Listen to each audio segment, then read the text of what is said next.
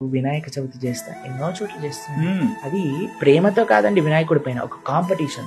నేనింత చేశానంటే వాడంత చేస్తాడు, వాడంత చేశాడంటే వీడింత చేస్తాడు. గణపతి, గణములకి అధిపతి అయిన వినాయకుడికి సినిమా పాటలకి ఏం సంబంధం చెప్పండి? తాగి డాన్స్లు వేయటం ఇది పద్ధతేనా అండి? వినాయకుడి మీద, గణపతి మీద డిస్కోలో చేసే పని రోడ్డు పైన చేస్తున్నారు వినాయకుడు. ఆయన స్వయంగా వచ్చారు అని నువ్వు భావిస్తే ఆయనకి తగ్గట్టుగా నీ ఆచరణ ఉంచు, దానికి తగ్గట్టుగా నిష్ఠగా 9 రోజులో 10 రోజులో 11 రోజులో ఎన్ని రోజులైతే మనం చేస్తాము నిష్ఠగా ఉండు.